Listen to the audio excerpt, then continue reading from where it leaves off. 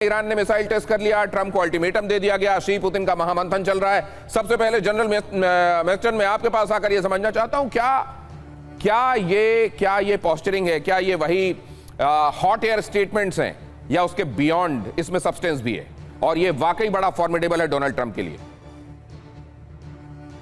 Power centre का बोला है, उसमें कोई शक नहीं है कि रूस और चीन ने ईरान को हर लिहाज से मदद की है और वो मदद है कुछ मिलिट्री हथियार वगैरह दिए होंगे, लेकिन ओपनली कोई खास स्टेटमेंट्स अभी तक नहीं आए हैं कि इतना बहुत ही डायरेक्ट सपोर्ट दिखाने के लिए। क्योंकि जो भी है अभी ईरान को, यूनाइटेड स्टेट्स को, और जो अभी ये विजिट हुआ है चाइना में प्रेसिडेंट ट्रंप का और उसके बाद पुतिन का भी, तो देखिए आज सबसे दो इमर्जिंग पावर्स तो यूनाइटेड स्टेट्स है और चाइना है, उसमें कोई शक नहीं है। और साथ में ये विजिट अभी प्रेसिडेंट पुतिन की भी हुई है। तो इससे साफ एक बात उभर के आती है कि कंपटीशन और कोऑपरेशन, और अगर आपने सुना होगा प्रेसिडेंट शी जिनपिंग का स्टेटमेंट चीन के ये यूनाइटेड स्टेट्स के प्रति कॉम्प्रिहेंसिव सिक्योरिटी स्टेबिलिटी की उन्होंने बात की थी, तो क्योंकि उनके रिलेशंस में ताइवान फैक्टर बहुत जरूरी है। लेकिन ईरान एक सोर पॉइंट जरूर है, ईरान को ये दोनों मदद जरूर कर रहे हैं, लेकिन इतना भारी सपोर्ट मेरे को नहीं लगता दे रहे हैं। और ईरान में ये पावर कहाँ से आ रही है? देखिए, ईरान में ये पावर यहाँ से आ रही है कि उनकी IRGC को फर्म कमांड कंट्रोल है, लेकिन क्या वो ये लड़ाई चाहते हैं? मेरे को लगता है ना अमेरिका भी चाहता है ये लड़ाई, ना ईरान। लेकिन दोनों साइड इतने स्ट्रॉन्ग स्टेटमेंट्स, इतनी तस्वीरें और वो कार्टून्स और क्या क्या दिखा रहे हैं, और ये हर चीज की वो दोनों विश्व को दिखाना चाहते हैं कि लड़ाई जीत रहे हैं।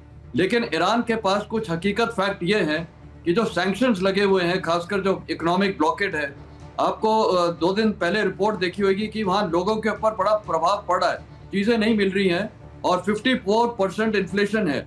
तो IRGC तो इक्विप्ड रहेगी, वहां की लीडरशिप के पास सारा असला सब कुछ होगा, लेकिन जनता के पास जब बेसिक चीजें नहीं मिलेगी, उनको जरूर दिखा रहे हैं उनकी लेडीज को कि वो लड़ेंगी, लेकिन मेरे को नहीं लगता है कि ये सब दिखावापन हो रहा है। ईरान की भी स्टेइंग कैपेसिटी अभी कम होती जा रही है और अमेरिका को भी, जो इनके इतने जहाज वगैरह नष्ट हो चुके हैं, वो भी नहीं चाहते हैं। और इसलिए लेकिन महत्वपूर्ण बात आती है, देखिए, जब शी जिनपिंग, अभी मैं ताजा स्टेटमेंट की बात कर रहा हूं, अभी आपको वो न्यूज दिखाऊंगा, भी उसको तैयार रखिएगा प्लीज, जहां पर शी जिनपिंग ये कह रहे हैं कि दुनिया जंगल राज की तरफ जा रही है और ऐसा होगा तो जिस रूल बेस्ड ऑर्डर की हम दुनिया में बात कर रहे हैं वो तो कुछ रह ही नहीं जाएगा। हालांकि खुद चाइना इसके लिए बदनाम है कि वो जहां उसकी मर्जी होती है वहां पर तो इंटरनेशनल लॉज को मानता है और जहां नहीं होती वहां रद्दी के टोकरी में डाल देता है उसको। लेकिन उसका ये कहना, क्या ये इसमें स्पष्ट है कि वो किसको टारगेट करके ये बात कर रहा है? क्या ये अपने आप में एक्सप्लिसिट नहीं है ये बताने के लिए कि ईरान को बहुत ज्यादा ताकत चाइना की तरफ से और रशिया की तरफ से भी मिल रही है? ये मैं आपके पास आऊंगा। क्या इसको एक बहुत एक्सप्लिसिट स्टेटमेंट माना जाए या ना माना जाए, या गोल गोल कही गई बात माना जाए, ये आपसे समझूंगा।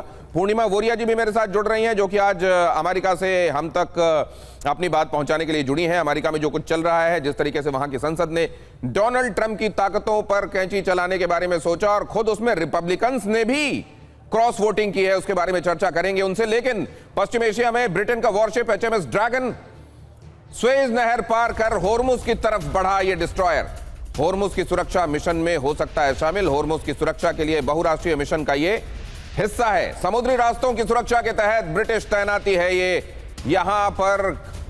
ये जो एक्टिविटीज है ये बताने के लिए काफी कि कैसे ये पूरा इलाका लगातार डिस्टर्ब्ड बना हुआ है। हर एक एक्टिविटी रीअश्योर करती इस बात के लिए बिल्कुल नहीं है कि आने वाले दिनों में शांति होगी, बल्कि ये बताती है कि आने वाले दिनों में और उठापटक होगी और उसके लिए तैयारियां चल रही हैं। अब जरा देखिए, ट्रंप को ईरान का सीधा अल्टीमेटम। अगली खबर, ट्रंप को ईरान का सीधा अल्टीमेटम। अटैक हुए तो कई मोर्चे खोल देंगे, कहा गया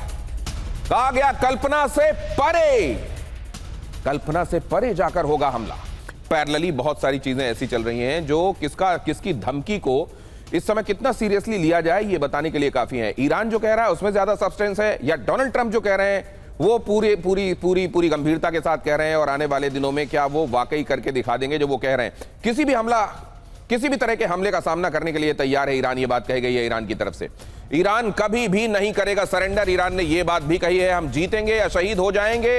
ये लाइन जो ईरान की तरफ से लेकर चली जा रही है उसी पर आज भी ईरान कायम है। ईरान के मंत्री काजिम गरीबाबादी की ये चेतावनी, हम या तो जीतेंगे या शहीद हो जाएंगे। उन्होंने ये भी कहा कि कोई भी ऐसे हालात नहीं हो सकते कि हमको सरेंडर के लिए रजामंद कर सके, हम कभी सरेंडर नहीं करेंगे।